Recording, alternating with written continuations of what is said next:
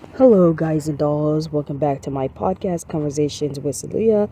I'm your host, Zelia Lorraine, and today is Tuesday, June 4th, 2024. And today we're going to discuss, in this podcast episode, we're going to discuss the 2021 movie, In the Heights. Now, In the Heights, for those wondering, is a 2021 musical movie that's adapted from the stage musical with the same name, called by Lin Manuel Miranda of Hamilton fame. And speaking of Hamilton, I'm thinking about doing a podcast episode on Hamilton.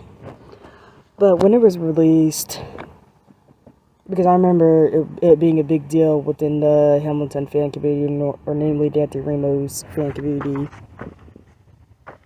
there was a lot of controversy with the movie due to the movie not having Afro Latine lead characters, and it wound up kind of overshadowing the movie. So pretty much in this podcast episode, I'm just going to give you a brief history of the stage musical, to give a rundown of the stage musical, a rundown of the troubles, in adapting the movie to the big screen, a rundown movie, and the good, the bad, the ugly of In the Heights. And concerning the fact I'm discussing a movie and a stage musical, there'll be spoilers. So if you don't want to watch this, if you don't want to listen to spoilers before watching the movie, then I suggest you listen to another podcast. But anyways, let's get right into it. So let's start with the backstory. In the Heights. In the Heights originated as a theater project for Lin Manuel Miranda while he was attending Wesleyan University, and it was pretty much a one-act play based a one-act play that was pretty much like a Latino rant, inspired by his childhood growing up near Washington Heights. And the reason I said near Washington Heights, because he didn't really grow up in Washington Heights. He grew up in Inwood, a neighborhood next to In the Heights. But when he graduated, he wound up pretty much going more in depth with the musical before debuting in Connecticut around 2004, 2005. I may get the dates wrong. And then finally premiering on Broadway in 2008. And In the Heights, the stage musical became very successful, like being nominated for a bunch of Tonys and winning, if I remember correctly, only 2 or 3. And pretty much put Lin Manuel Miranda in the map in the pretty much musical theater world.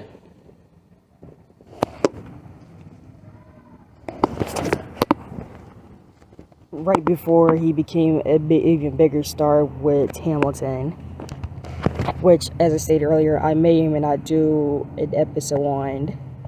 Now, I'm going to give you a rundown of the stage musical.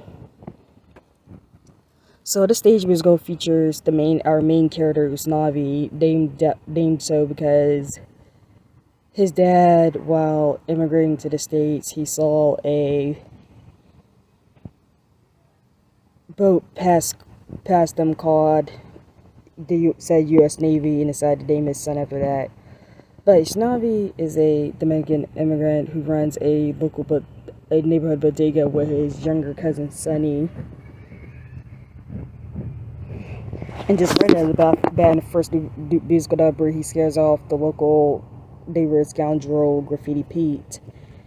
And pretty much the whole opening number is pretty much introduces all the characters, which includes Kevin and Camille Rosario, a couple who's awaiting their daughter Nina to return from college. Carla and Daniela, a pair of beauty salon owners, and their main thing is that they like to gossip a lot about what's going on in the neighborhood. Then Sonny, who's smart but lackadaisical. Then we're introduced to Benny, who's Navi's close friend and the token black character. who works at Kevin's dispatch. And finally, Vanessa, an employee at Daniela's salon, who Navi has a crush on. Then right away we established the relationships with some of the characters. Like Kevin isn't fond of Benny and becomes less fond of him when later on. But Nina, she returns back home, and Nina, she's pretty much scared of informing her parents that she got kicked out of Stanford. Oh, and I forgot one person I forgot to mention right at the beginning, Abuela Claudia, who's pretty much the neighborhood matriarch, and who took care of Navi and Sunny when they were younger. And she's introduced in the show pretty much telling Navi to mix a can of condensed milk to make cafe con leche. I forgot to mention that. Like, I'm sorry but this will probably reoccur in my podcast, my tendency to forget mentioning certain characters and stuff. But back to the story, when Nina comes back home, she's pretty much considered the pride of the neighborhood.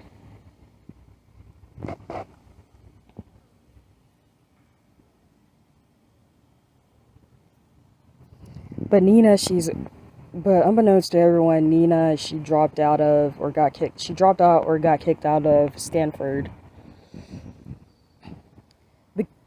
What let her get kicked out was the scholarship she received only covered half of the cost, and she had to pay the other half of her tuition by working 2 jobs, which affected her studies and led to her getting kicked out.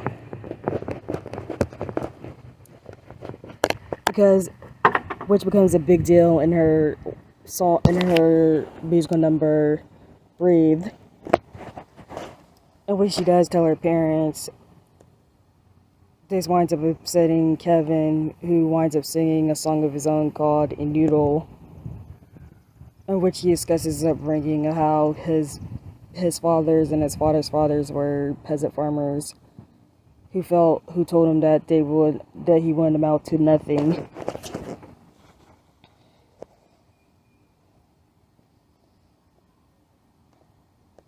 While trying to seek out her parents, Nina meets Benny, and they have a brief conversation together. And I'm just gonna, like I said, I'm speed reading through the synopsis. So Vanessa, she has a troubled upbringing, or troubled home life, where she has an alcoholic mother, which is inferred a few times throughout the story. And she aspires of moving out of the neighborhood and moving to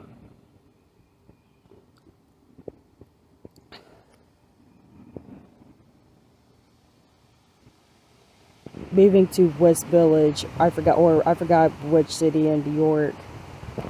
In Manhattan, I mean.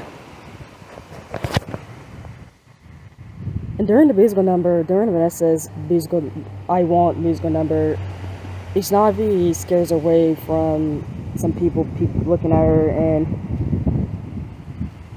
Sunny pretty much asks Vanessa out on Ishnavi's behalf, which she agrees to go out with him to this nightclub.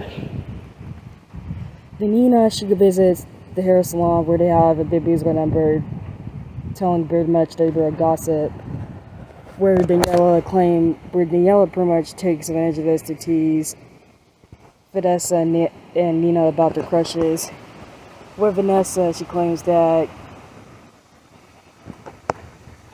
and I may forget the girl's name, that she heard Isnavi slept with a woman named Yamanda, or I forgot the woman's name. And then the whole gossip with Vinny is about his taxi, which I don't need to explain to you on that, which is kind of insulting, but I'll get to that when I discuss, And when they cheer Nina on for pretty much attending school, and Nina leaves, embarrassed.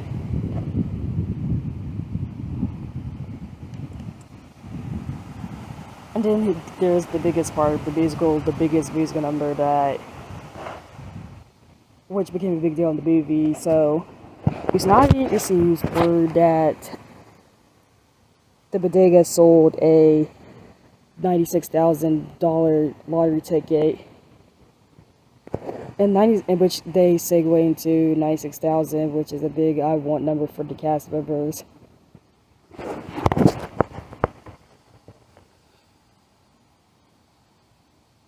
While Usnavi, but pretty much people singing what they would do with the 96,000 if they got it.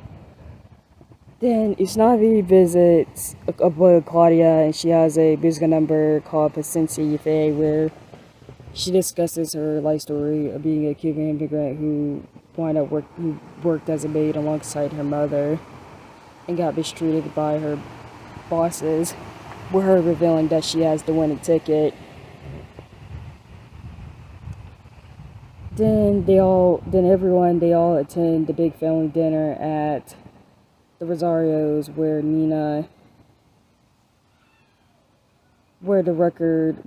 Camilla's record, the one with the scratch, plays. And during the dinner party,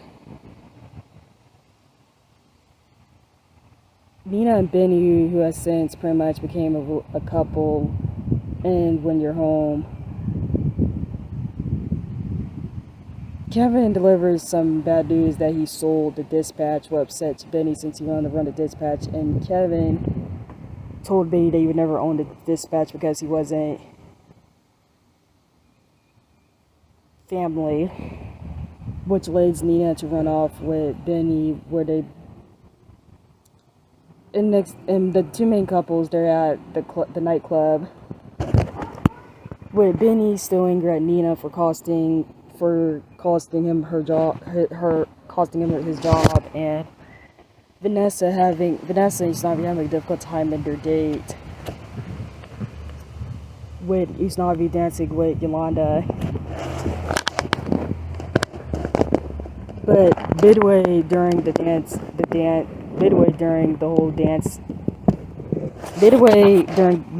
nightclub scene, there's a blackout occurs, in which shows the characters pretty much singing about the effects of the blackout, with Graffiti Pete using fireworks and coming across Usnavi's bodega, which has been vandalized. And both couples argue but the whole storyline in Act 1 ends with Benny and Nina, who was arguing pretty much making up. And I'll get into Act 2 once I come back on this little break.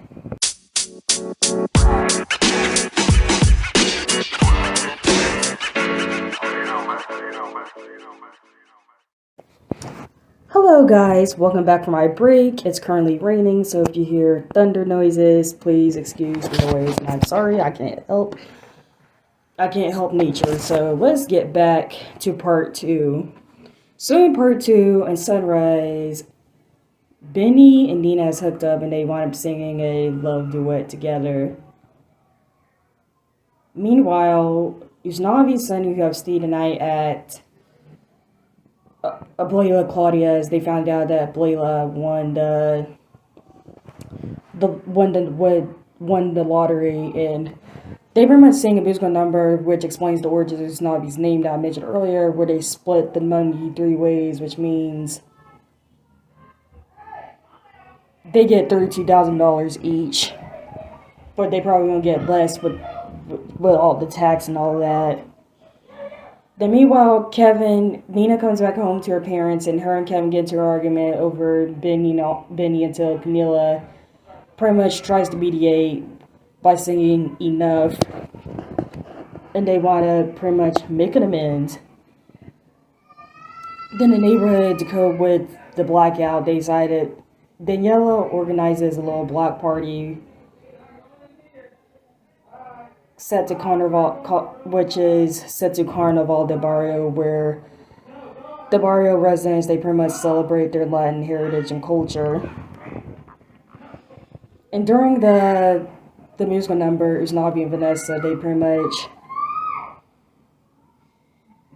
are starting to make amends until Nina comes out worried and tells Usnavi, and it's revealed by Kevin over the intercom during the twin show that Abuela Claudia died due to quote the musical, the stress from the heat and her not taking her meds,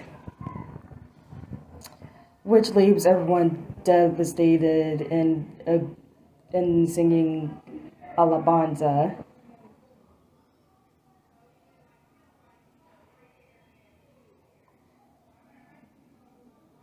Then Nina and Usnavi, they're shown looking through Abuela Claudia's belongings, which caused them to reminisce on memories of Abuela Claudia and how much she impacted the neighborhood. And Nina sings the musical number. I forgot the exact name of the musical number. Let me look that up. This musical number is Everything I Know, and pretty much in the musical number, Nina pretty much reminisces about memories of Blake Claudia and how much of an impact Blake Claudia has on her life. And this causes Nina to pretty much go back to school and accept Kevin's money from selling the Dispatch. Then in the reprise of Novi Diga, Vanessa winds up is able to get her apartment thanks to Daniela being the one to sign as the, I forgot what they call it, to sign the deed to her apartment. Not to mention Daniela and her salon to move somewhere else because of gentrification. Then the poor girl wins his war with Mr. Softy by sabotaging his truck, and I forgot to mention that the poor girl has been in a beef with Mr. Softy because he's been losing this to Mr. Softy, and there's a whole musical number dedicated to it. Then Benny and Nina, they spend one more time, sometime together as a couple before Nina goes back to school. And at the end of the musical number, Benny confronts Kevin for his treatment of him. Then Usnavi visits Vanessa at her new apartment, where Vanessa, I forgot exactly how this scene goes, but it's been a long time since I saw the stage production, or it was a school production of it. And during which leads to the whole, Bono is Vanessa tries to offer Usnavi champagne. And they have a musical number over Vanessa's feelings were, which leads to Vanessa kissing him. Then the scene ends with the whole act 2 and the whole show in general concludes with an Only Sunny talking with Graffiti P about a secret proposal, but Usnavi pretty much spends the entirety of the closing number lamenting over the future of the neighborhood since his bodega is vandalized. Abuela Claudia is gone. The Dispatch is closed, and Vanessa has moved to another neighborhood. until Sunny grabs him, wants to show Usnavi something, which is a mural of Oblique Claudia Delicate's memory, which pretty much stops cold Usnavi's plan of moving back to the Dominican Republic, which he was using his cut of the money he's pretty much using his cut of money to go to the Dominican Republic, because throughout the entirety of the musical, Usnavi wanted to go back to the Dominican Republic, which is pretty much fleshed out in the movie as in those Sweenito, which we'll get into later on. And the stage musical, they make it vague whether or not Usnavi and Vanessa become a couple. But that's it. That's my rundown of the stage musical. I probably missed some things, so but I did the best way I could. Now let's move on to the production of the movie adaptation. Now, with the production of the movie adaptation, pretty much it was Lin, or Mr. Lipbite. I'm just gonna call him LMM. LMM sold the movie rights to the movie shortly after the Broadway musical became successful. And originally, it was supposed to be distributed, produced by Universal Studios, and Kenny Ortega of High School Musical fame was supposed to direct the movie, but not to mention J-Lo and Shakira was supposed to have roles in the cast, but it went nowhere. And one of the reasons why they're struggling to pretty much adapt the movie adaptation was because they adapt the stage musical to the movie, because a lot of these movie execs, they wanted A-list Latino stars to play in the main roles, which they didn't want A-lister Latino stars to play in the main roles, which is reflected in the cast of the movie. Because Hollywood, they tend to have there's some weird thing that if a movie has a bunch of A-listers in it, it's going to be a big hit, which that's not the case. Then years later, the Weinstein Company picked it up with Jay-Z said to be the executive producer, which makes you wonder if Jay-Z was the executive producer and Kenny Ortega was the director, would have been some changes with the casting, which is an interesting thought. But because of the Harvey Weinstein scandal, pretty much got nowhere. But here comes Warner Bros. To save the day, with John M. Chu of Gem and the Holograms and Crazy Rich Asians pretty much chosen to direct the movie. And he wound up casting the four actors in the four main roles, namely Anthonyramos, who got casted out of Black Scent, as Usnavi, who got casted after either Lin or John saw him perform Usnavi in the Kennedy Center production of In the Heights, which Anthonyramos, he was pretty much covering for an actor that injured himself, which makes you wonder if the actor didn't injure himself, would Anthony be casted as Usnavi, or that casting decision never happened. But then considering the fact that Lin tended to use a lot of favoritism when casting in his works, which I'll probably explain in the Hamilton video. Melissa Barrera, who people now know as Sam from the Scream movies, was Vanessa. Dominican singer Leslie Grace as Nina, and Corey Hawkins as Benny. And the rest of the cast includes a list of known Latino actors like Olga Merdez, who reprises her role as Abuela Claudia from the stage musical.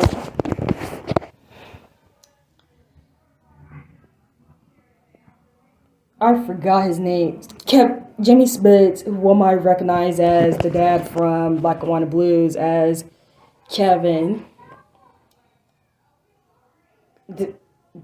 Daphne Rubin Vega as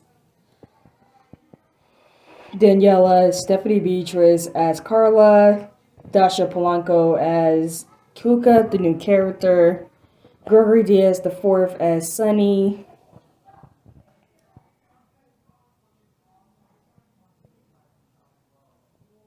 and his name escapes me at the moment, as Graffiti Pete. Now, you notice I didn't list any person casted for Camila Rosario, and that's because they killed off her character in the movie. Namely, her character was meant to have died years ago just to make the stakes in Lena's story a more higher, which barely makes any sense. But then again, the way they handled Nina's story barely makes any sense, which I'll get into with the rundown, which, speaking of which, let's run down the movie, shall we? So, the movie adaptation opens with Usnavi on the beach with four children. And while on the beach, he pretty much tells the story of a magical neighborhood and reverts back to probably, they never specified who it was, but it pretty much reverts. If we're taking to see Usnavi waking up from his house where he steps out of his apartment, which he apparently shares with Blade Claudia. They pretty much, who has a very short role in the movie. He pretty much walks down the street, steps on, and winds up stepping on some gum, which was the funniest part of the movie. And pretty much starts the musical number where he meets the Periguero, played by Lin Manuel Miranda, which is also a full circle moment, you know? Then we're introduced to all the characters with a lyrical change in regards to Kevin, because Camilla does exist in Camilla is dead in the movie adaptation.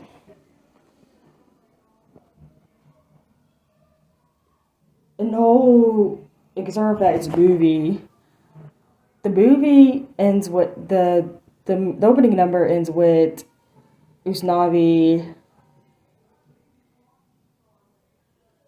dancing alongside the crowd.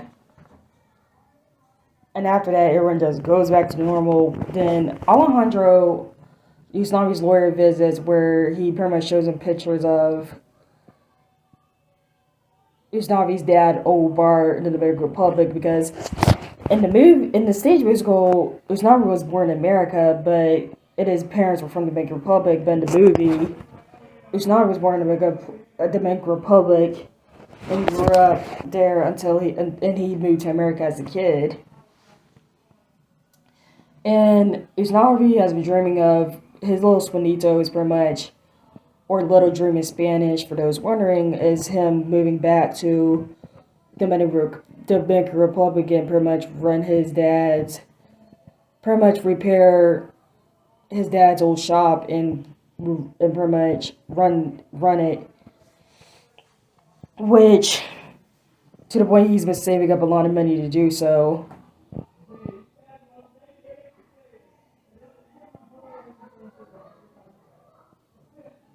Then Nina, she winds up arriving and chats with Vanessa, and who alerts him about Benny, and she visits Benny.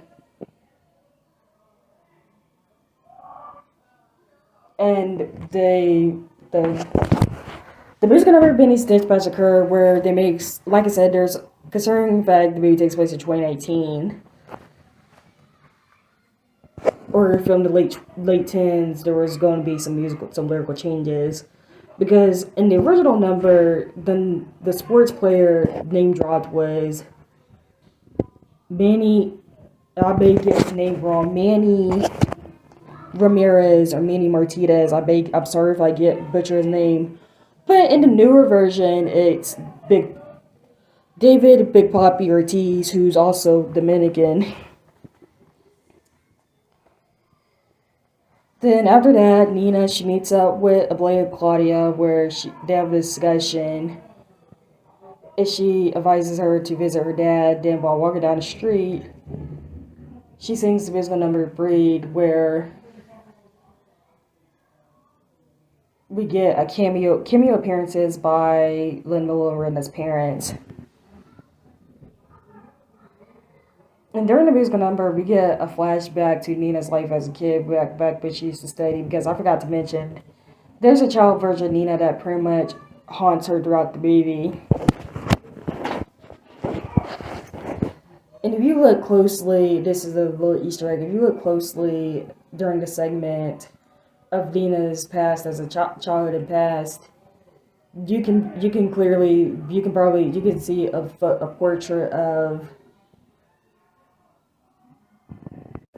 see a portrait of Priscilla Lopez, who originated the role of Camilla in the stage musical.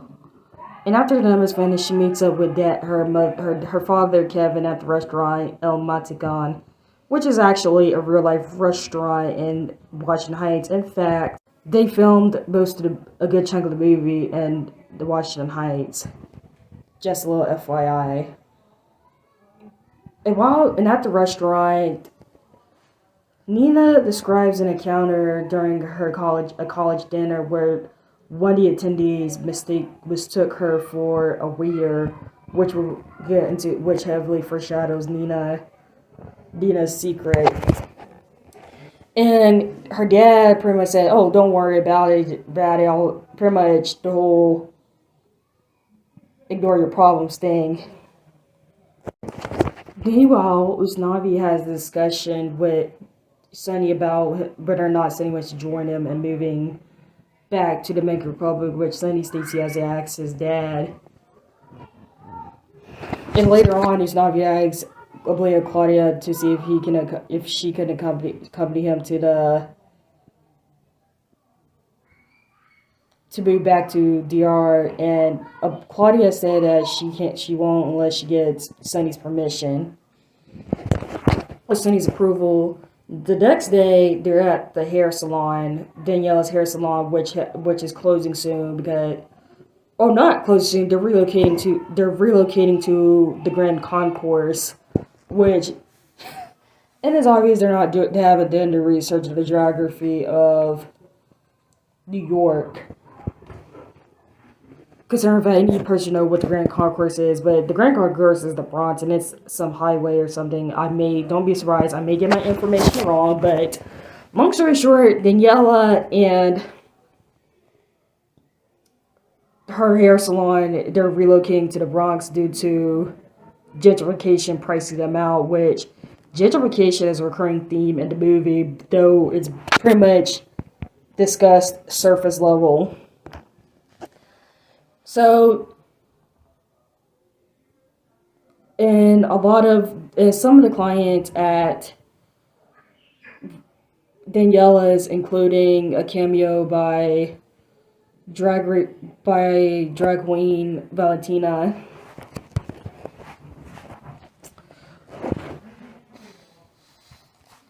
By Valentina for RuPaul's Drag Race, pretty much voiced disapproval of the relocation.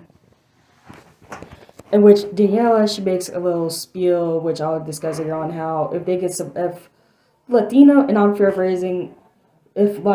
can survive conquistadors, slave ships, and I forgot exactly what she said, which I'll bring up later on. But they wind up delving into the musical number, which is Nomi Diga. And during the musical number, Nina reveals that she dropped out, which causes her to leave. And the customers, they want to speculate horrible things about Nina, saying that if she flunked out or she got pregnant, much to the disdain of the salon workers. Then Vanessa, she goes on her little break, which is her traveling to go to her dream apartment. Which delves into our next musical number, won't be long now, where she gets catcalled on the street. And when she arrives at the apartment, the white lady refuses to sell it to her because she didn't have enough. She didn't have enough money or something that credit to that credit. She didn't have enough credit or something to that effect, or she did a cosign, which becomes a point later on. And then the lady is shown talking to a white couple. Then Vanessa, she visits Ustavi to get a soda from Daniela. And Danielle, in which, when Ustavi tries to awkwardly ask her out, she tells him she has something on her shirt, which causes her to give him. Sunny, pretty much, as in the musical, asked Vanessa out on Usnavi's behalf, which she said yes, and she winds up, and as she's leaving, she gives Usnavi those tight cleaning pins, which I wonder if they still sell them, because I really need those cleaning pins just for on the go. In which Usnavi and Sunny do a celebratory victory dance. And at the end of the musical number, where the black customer, the customer that Vanessa was doing her hair on, who happens to be a black woman, winds up freaking out because Vanessa messed up her hair. Now back to the Usnavi and the children.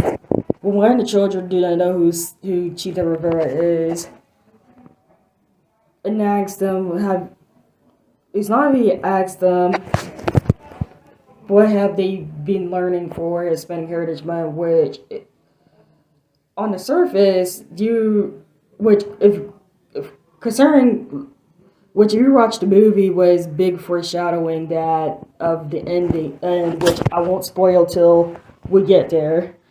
And they proceed to list a lot of well-known, notable Latinas like Chita Rivera, Rita Moreno, Sonia Mayor, Celia Cruz, and I forgot the other female Latina they mentioned. I know she's a book writer. But one day, it's a hot day. Never mind, but before I get into that, Kevin is seen contacting Stanford in regards to Nina's tuition.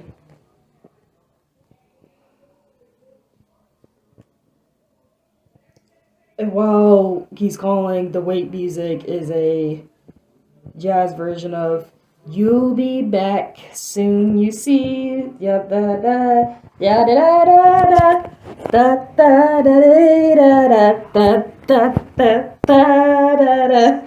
Sorry, I had to get into musical number, which is a nod to Hamilton, who. And speaking of Hamilton has been pretty much famed by popularity, which I'll get into my Hamilton video, which I'll probably release at the end of the month. But it's a super hot summer day, and they're about to go to the pool. That when Sunny wants to receive a phone call, Sunny tells Usnavi that they sold a 96,000 lottery ticket, which Usnavi reveals to everyone at the pool. In 96,000, that's the most well-known musical number in the movie because of the visuals and everyone pretty much celebrating at the pool.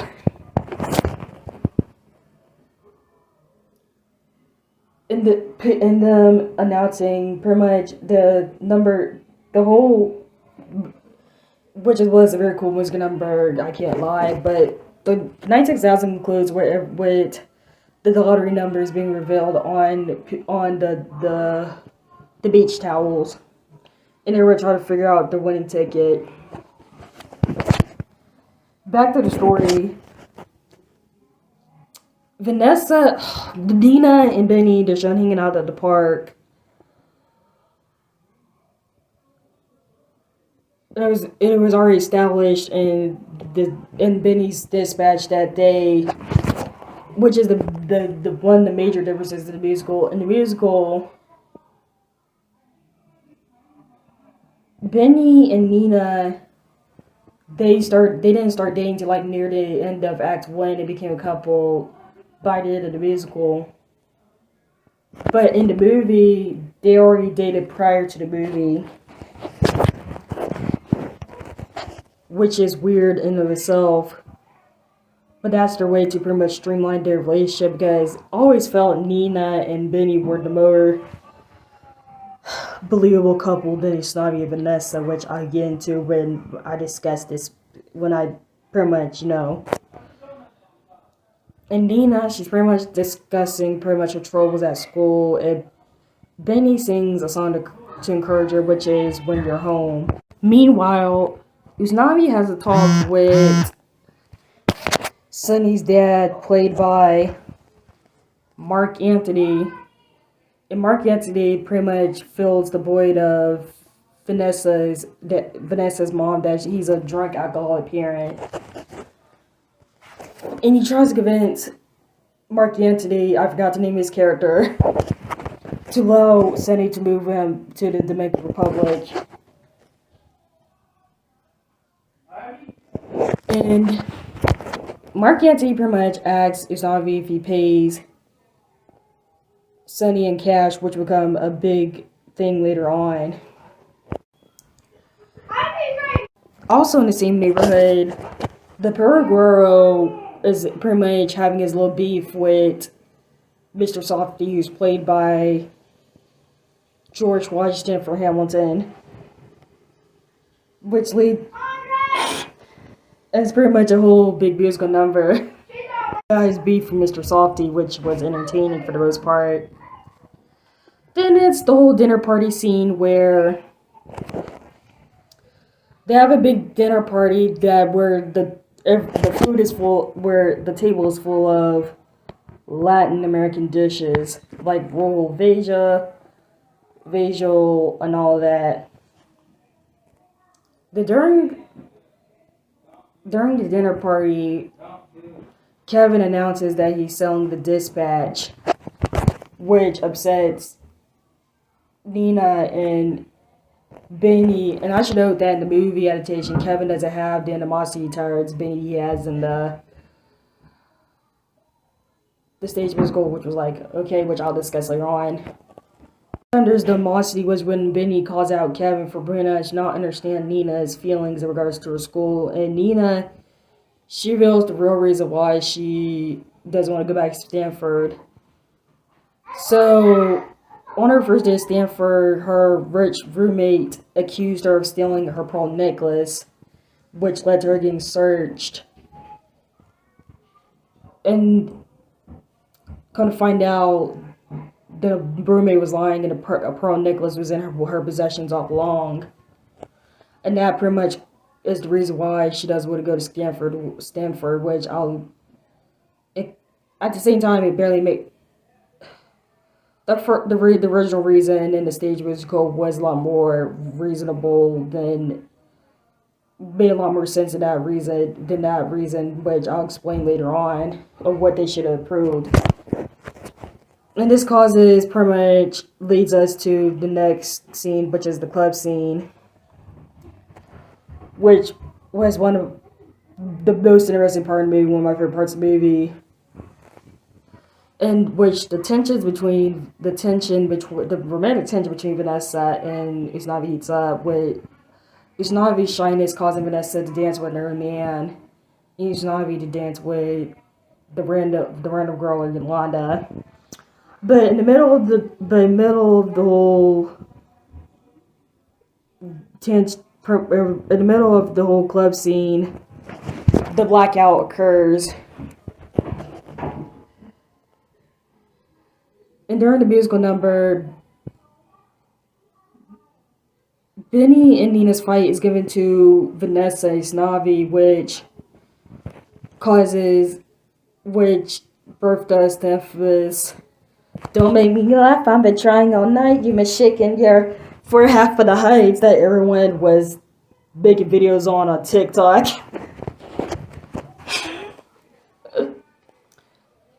pretty much during the blackout, they got rid of the vandalizing and pretty much fireworks. And Graffiti Peak uses fireworks to entertain the people and to give people light. Everyone regroups at Abuela Claudia's. Benny goes to dispatch to pretty much help people traveling affected by the blackout, and is joined by Kevin. That while everyone except Nessa, who went back to her apartment, is having a good old time at Abuela Claudia's, Abuela decides to go to sleep, where we have her big musical number, Paciencia Fe, which is run as her death song. It pretty much, and I also love the visuals of that musical number, namely how the dancing symbolizing her childhood upbringing and her working as a maid. And Abuela Claudia passes away in her sleep, and excuse me if there's some noises coming out, they're from outside.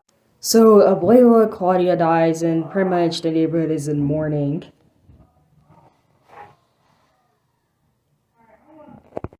And this emphasizes the movie by pretty much a few seconds of silence when Usnavi found Abuela Claudia's body. And I'll give you a little fact. The scene where Usnavi found Abuela Claudia's body hit close to home to anthonyramos, since when he was young, he found his grandmother's unresponsive body when he was younger. But the scene after on Avanza, the scene cuts to Usnavi chatting up with Vanessa and Kevin having a conversation with Benny after the events of the blackout. Then, while looking through the trash, Usnavi discovers Vanessa's apartment application, and upon reading that she needed a cosign, he goes to Daniela, who's pretty much packing up to move her shop to relocate her shop to the Bronx. And when she doesn't get a proper send-off from the neighborhood, she decides to storm into the neighborhood and pretty much, who are not only pretty much recovering from blackout, but also from the heat, and pretty much chastises them for feeling low after Abuela Claudia died, which prompts a big musical number, Carnival de Barrio, which is another favorite musical number where they reflect their heritage and where they reflect and celebrate their Latin roots and culture. And also, this is the last time we see Kevin and the Salon Girls. And I forgot to mention that Carla and Daniela are a romantic couple in the movie. While in the stage musical, they were just friends. And because it jumps to a month later, and Nina is preparing to go back to Stanford, in which they have one final musical number. And I forgot to mention that after the blackout, or after Abuela Claudia's death, Nina and Sonny are shown at a protest, and when the lead protester at a protest for undocumented immigrants, and when the lead protester said how her niece, who's undocumented, she wants to go to college, but she couldn't go to college because she didn't have any proper ID or pretty much the proper documents due to her being undocumented. It's revealed in that scene that Sonny is undocumented, which explains his hesitance or reluctance on moving back to Dominican Republic, which Nina realizes, and this instead of thinking about Abuela Claudia's influences her, is what causes her to go back to Stanford But Nina and Benny, they're packing and they say goodbye in a gravity-defying duet when the sun goes down, which the most hilarious part about the duet was the kid eating and being the only one to notice their gravity-defying performance. And this is the last time we were seeing Nina and Benny.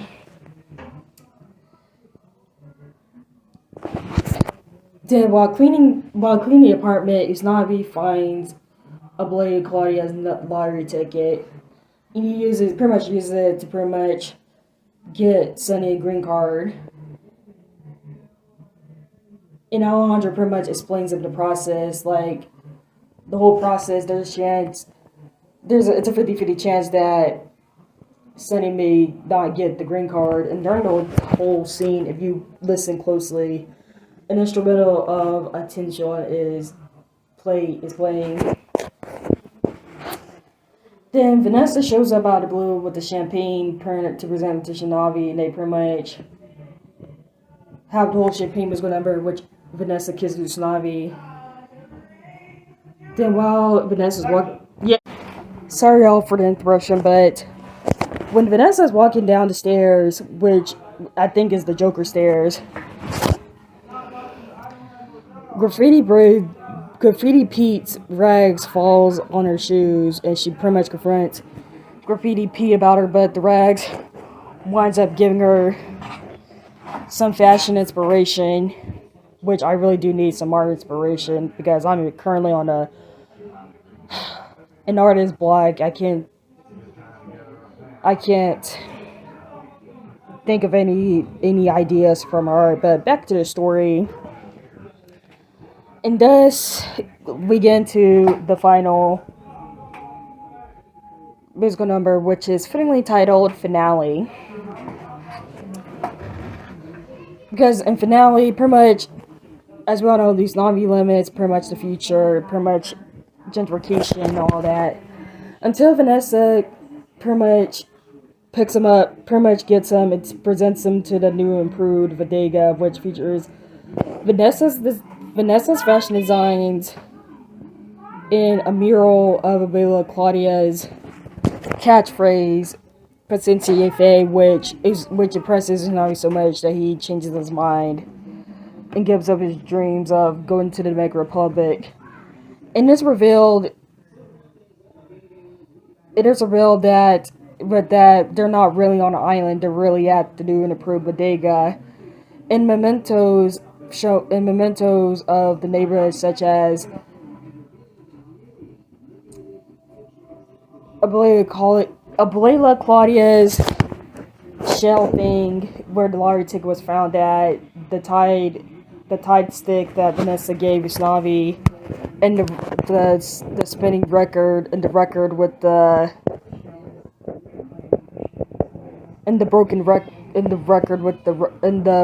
record scratch are featured all over the story. It's featured that one of the kids, Iris, is Vanessa and Usnavi's daughter. And I should note that throughout this entire time, we don't get any updates on Benny and Sunny, Nina, what they're up to. And the whole musical number ends with Usnavi, Vanessa, and their daughter enjoying themselves, walking down the street, enjoying themselves in the summer heat. The end. Oh, and the post-credit scene. The Perugoro pretty much celebrates making a lot more business from the blackout, and pretty much makes a peace truce with Mr. Softy, whose truck wound up breaking down. Now let's get into the controversy. As soon as I come back from my little break.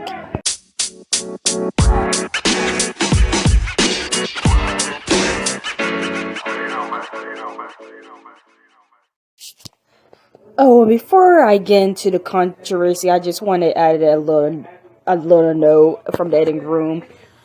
So I've meant to discuss this major lyric change, but I thought the reason I forgot about it because of current events. So the major lyric change in question was in 96,000, in the original version of 96,000, Benny Benny raps about wanting to go golfing with a certain former president that should not be named.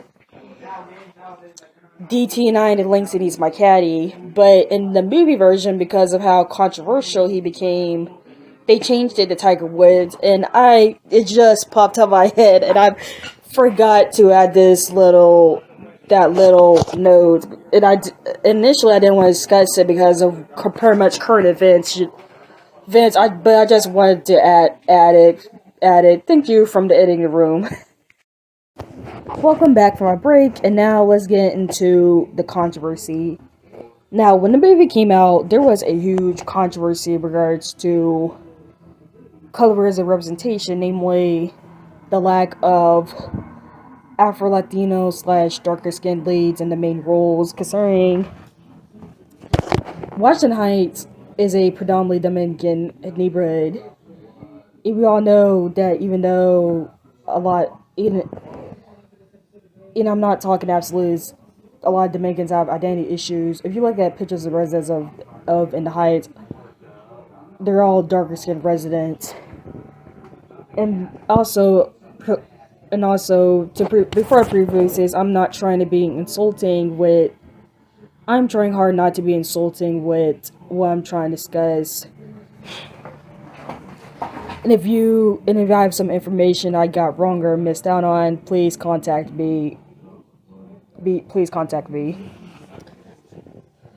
And what pretty much made the controversy worse was the way the cast and crew responded to those critiques. More specifically, Melissa Barrera and John M. Chu, who were stating things like, "We picked who were best for the part, and do you see the extras? They were their skin," which they're literally missing the whole point, and they're came across as tone deaf with their comments. When the reason why it's so. Number one, just because it has the extras were darker skinned or playing the stereotypical parts, doesn't mean that it was equal representation. Number two, and number one, it's crazy. We choose who were the best pick came from Melissa. Let me just state this, and I'm not sorry, and I'm sorry if people disagree with me, but they should have got. Melissa did a horrible job playing Vanessa. There was barely any chemistry between her and Snavi. They could have chosen a better actress to play Vanessa. And plus, if you look at it, the whole controversy kind of exposed the racism and anti-blackness from the Latino community, which seems to be a big elephant in the room for them. Because there's like a big representation problem when it comes to Afro-Latinos. Because if Afro-Latinos are casted, if they do cast Afro-Latinos, they're either lighter skinned Afro-Latinos, or lighter skinned or mixed race Afro-Latinos, or Afro-Latinos that don't fit the definition of Afro-Latino, namely having a half black and half non-black Latino parent and all that. And it's weird that Encanto and West Side Story had Afro-Latino characters and had better representation than this movie. And then Rita Moreno, she wound up stating an out-of-pocket comment stating how Afro-Latinos, they need to wait their turn pretty much to be acknowledged, which led to her apologizing. Which is weird coming from the same woman that feared that her black ancestry would pop up on her daughters, on her only child. And it got to the point with Lin Manuel Miranda, he had to make a statement, pretty much a non-apology statement in so many words. And I should know that colorism tends to be a common theme both John M. Chu and Lin Manuel Miranda's works. Like, and I got off with Gem and the Holograms movie, which I managed to avoid watching since I want to watch that before my birthday, which is another story. In Crazy Rich Asians, with Gem and the Holograms, Sheena, who was darker skinned in the cartoon, is portrayed by a light, bright, mixed race actress. And in Crazy Rich Asians, which takes place in Singapore, the main characters are played by lighter skinned Asians, with the male lead being mixed race. So the part of the controversy, all that surprising, it makes you wonder if that was if John M. Chu casted a dark skinned actress for the Wicked movie. Just saying. And the only person that pretty much, the only people that were reasonable with the whole controversies were Leslie Grace, who's a mixed race Afro Dominican, and anthonyramos, who said that the controversy was justified. And honestly, I believe the controversy was justified as well, because if you were to make a movie with equal representation of the Latin community, you have to portray the good, the bad, the ugly parts of the movie, the good, the bad, the ugly aspects of representation, namely have a Asian Latino character, a black Latino character, a white Latino character, or let me scratch that. White and mestizo Latinos, they're somewhat overrepresented in media. And it also plays to the perception of Latinos that all Latinos are all dark-haired, olive-skinned. Like, representation is a very complicated thing, because the Latino community is very diverse, but there's also some dark-seated things within the Latino community that they want to downplay or don't want to discuss, like colorism, racism, xenophobia, and all that.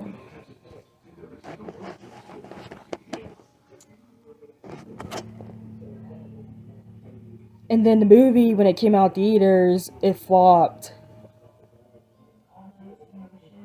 It wound up not doing well at the box office, which some people blame, including anthonyramos,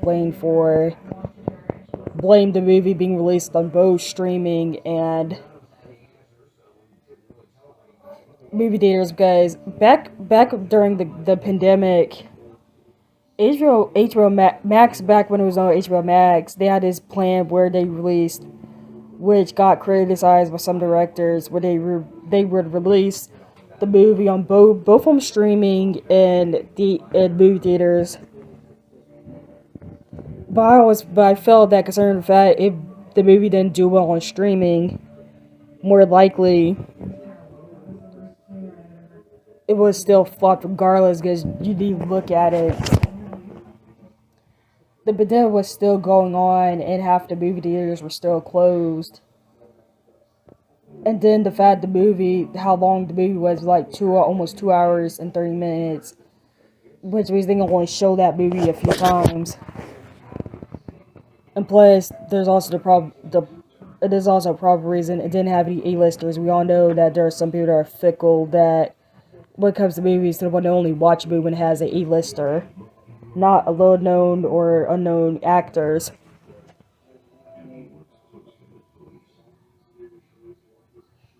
You know, a lot of people feel that the controversy pretty much affected the movie flopping, which, even if that controversy didn't occur, the movie would have flopped regardless. And then, remember when I said earlier how would the movie turned out if Jay-Z or Kenny Ortega were involved?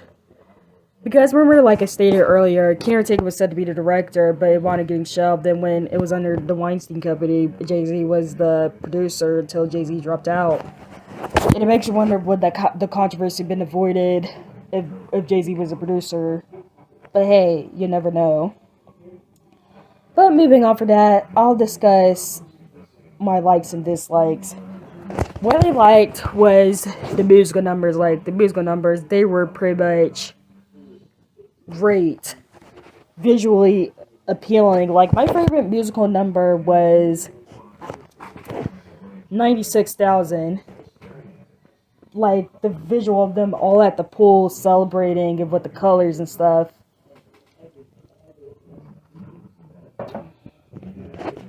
What I dislike was the way they screwed over Nina and Benny is my favorite character as a couple.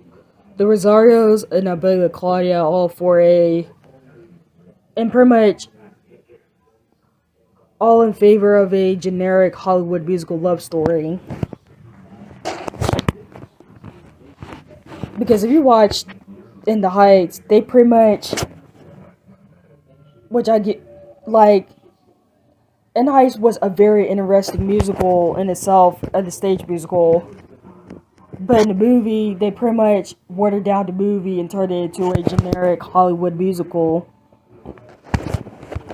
And in the process, screwing over the storylines of Benny, the Rosarios, and Abelia Claudia, because Abelia Claudia, she's only in the movie for like an hour, and you don't really feel her presence or impact.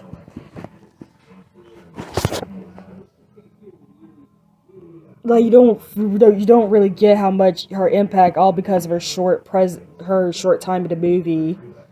Not to mention the mural.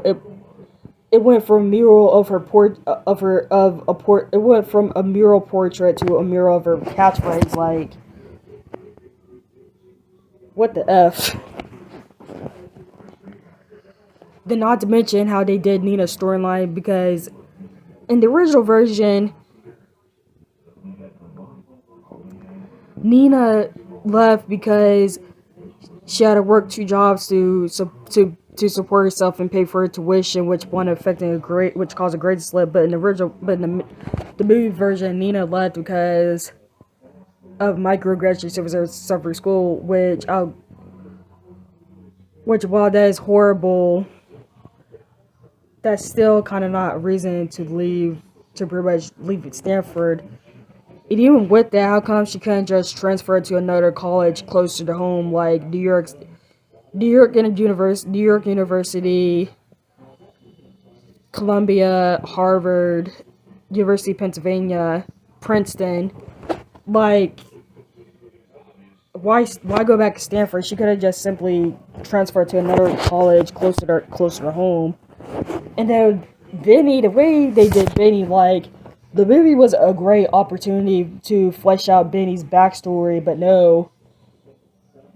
They pretty much left Benny as pretty much the black best friend. And then not to mention, although some people disagree, since she wasn't that important character, killing off Camila Rosario, which was effed up in my honest opinion. Yes, she was a less important character, but there was an importance within her character, since she was the mediator and the glue that kept the Rosarios together. And then not to mention how they tackled the political subject matter, like gentrification and gentrification. They were like surface level. Like, for example, Broadway's favorite villain, Patrick Page, sets up a organic laundromat or cleaning service in the neighborhood, which charges a bunch of money just to clean. And there's a scene in the movie where Abelia Claudia goes to the cleaning service to clean embroidered washcloths, and it costs like $100-something just to clean them. Because, like, gentrification is a big deal going on in New York and other cities that have a predominant black and brown population, or black/minority population. And they could have gone in depth with it, but they didn't. And touch surface level.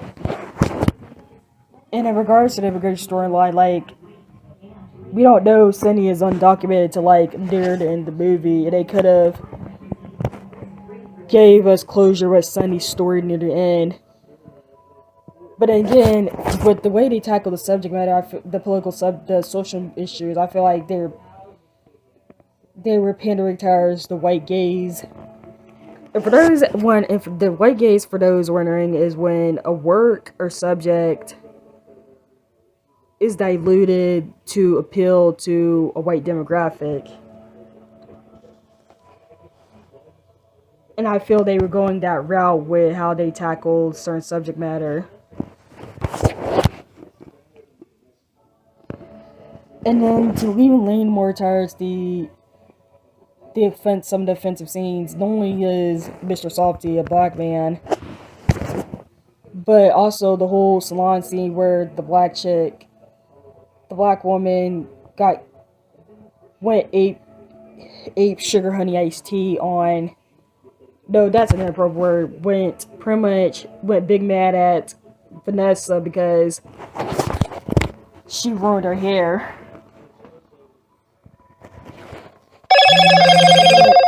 Ruined her hair, which even watching that scene as a kid, watching that scene in the movie theater, back when I was in my Paul phase, I was kind of insulted by that scene. Or rubbed me the wrong way. And then let's get into the whole ending and inclusion of Usnavi Vanessa's storyline. So, the whole, we all know that Usnavi gives up his dream in the stage musical, but the fact he gives up his dream for Vanessa and her colorful fashion designs barely makes any freaking sense. And it's also not that good of an ending for Usnavi, because not only do Usnavi and Vanessa barely have zero chemistry together, to the point you can barely take the series as a couple, but Usnavi, he's been doing all of that just to go back to DR, even saving up his money and working with a lawyer to buy his dad's shop. But when he sees the renovated Bodega and Vanessa's fashion designs, that all inspires him to drop everything and give up his dreams of going to the Bank of Republic. You cannot be serious. And then with the improvements, I wish they fleshed out the other characters a little bit more, especially Nina and Benny gave us good conclusions to their storylines, because we never know what's going on. They only give us the conclusion in the Usnavi and Vanessa's storylines that they ran the bodega and have a daughter, but they never gave us any conclusion of Benny, Nina, and Sunny's storyline when they jump to the future. They don't tell us whether or not Sunny got his green card, if Benny and Nina managed to stay together, if Benny found work after Kevin sold the dispatch. The whole ending left us more questions than answers. And then the version I prefer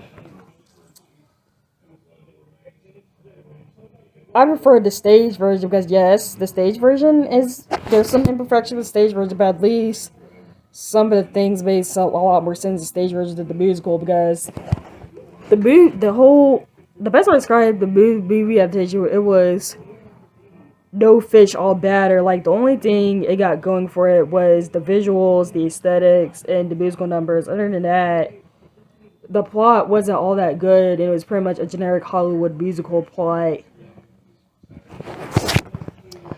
You could barely take the two leads seriously as a couple.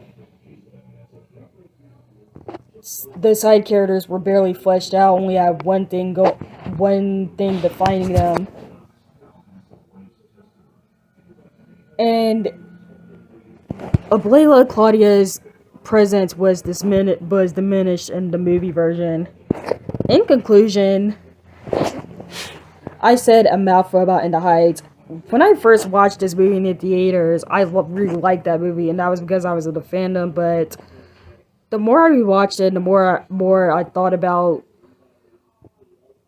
And the more I thought about it, I took the rose-colored blinders off and realized that the movie was not that good, which is hard to say because in fact there was a lot of good actors in this movie, and I love the musical numbers, but rewatching and looking back, the movie wasn't all that good plot-wise.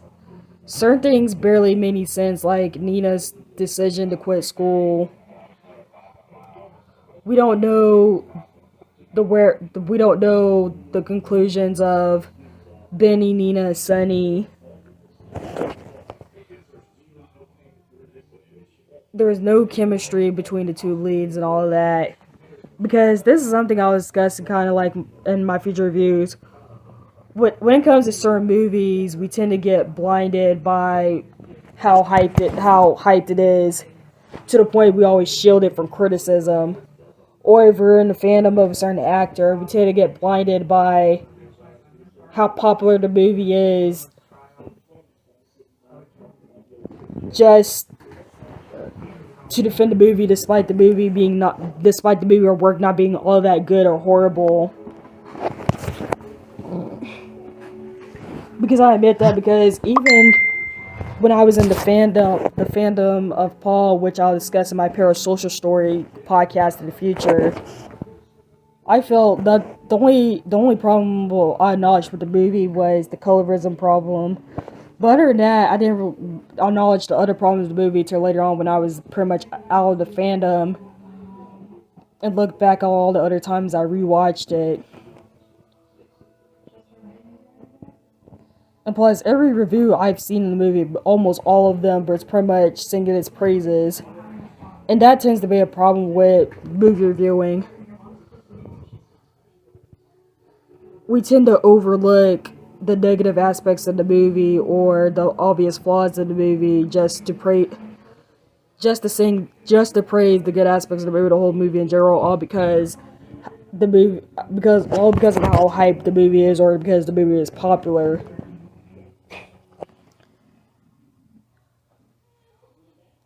Which we can't admit this, but we always do this.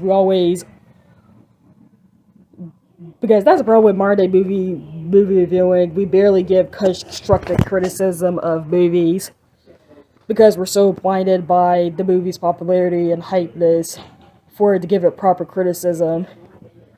And that's what I tried to do with this movie.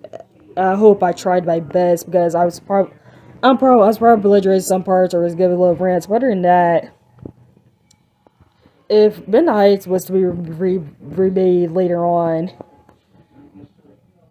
hopefully it does show proper Latin representation and pretty much